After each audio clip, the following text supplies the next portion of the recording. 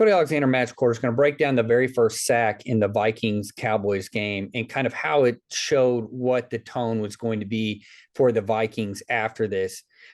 Obviously, it was a rout by the Cowboys, but there's a lot to get away from in this one clip. First off, you're going to have a lot of guys around the line of scrimmage. So as he's scanning the field right now, I can tell you before even seeing this that this is zone coverage. And the reason why you can tell that it's zone coverage is he's communicating with this guy.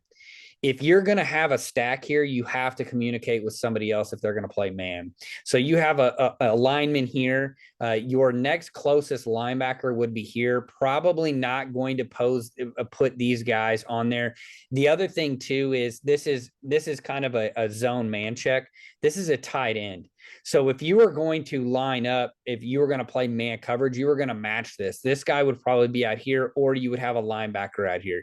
So right now you can tell this is going to be zone coverage. So when Cousins comes to the line and he scans, he knows right now that this is zone coverage. You also have a safety capping on this side. So you kind of have an idea. He's cheating all the way over there.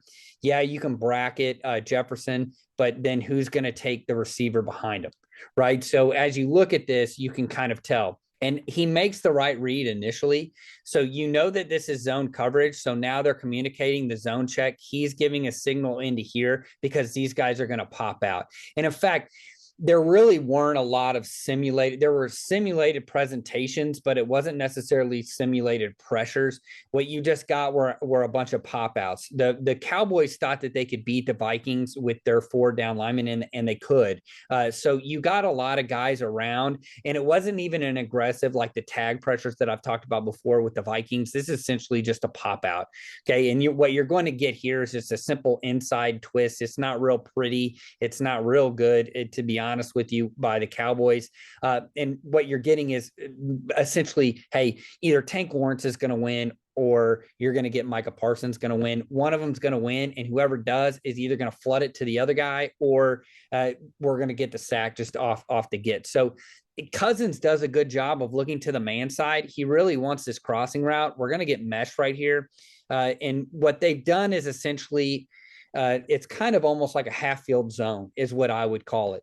It's almost what you see in 5-man pressures from quarters teams. And I've talked about half field zone for almost half a decade at this point. So right here, what you get is you're going to get a man side and you're going to get a zone side. And these guys are going to pop out. He's going to end up being the wall 2 player. This is what I would call mix on this side. So these guys are in man coverage with help inside late. And then you're going to get essentially this is like a box set right here. So you've got him as a wall seam player, flat. He's capping any vertical, and then he's over the top.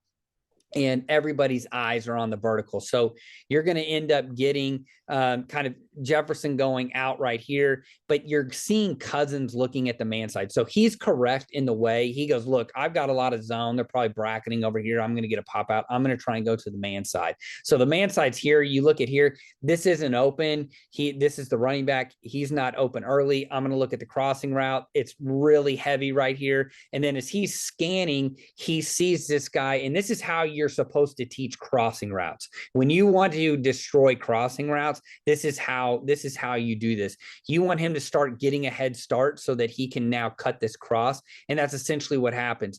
So the moment, and I get this because I've seen this. I think Mina Kimes had a tweet about this exact pressure, and I saw one of the comments was like, "This guy's open."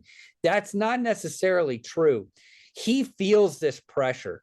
Okay, Cousins can see out of the corner of his eye. He can see the white, and he feels this pressure, and he's got to start working this way. I don't know if you've ever thrown a ball, but when you start sprinting to the right and you got to throw opposite to the left, like last time I checked, like there's only like 2 or 3 quarterbacks ever that can make that throw. One of them's named John Elway, and the other plays for the Chiefs. You could probably argue that Josh Allen can make this kind of a throw. Maybe even Herbert can make this throw, but there's not a lot of quarterbacks that can start sprinting to the right and then throw a dart to their left. Even then, you've got a guy who's probably going to make it to where it's a breakup. So this ended up being a problem all game for the Vikings. Was there were guys open, but the pressure was there too quickly. You know, most of the time you want to be able to sit in the pocket. He needs to be able to plant and throw this ball right now, because right now it is open. I agree. The problem is he feels that pressure and he starts escaping. By that time, he's getting chopped down and the ball's coming out and it's over. So the first sack really was indicative of what was going to happen. And really, if you go through the whole entire game, the Cowboys aren't running man free like they were earlier. And even last year it was almost like 67% cover one. So this isn't even a man look. They're 100% showing the Vikings that it's zone. He knows he's probably going to get some sort of a hot route right here. That's what he was looking for. He sees that it's man covered. So this is a man side. So he knows this is getting cut out.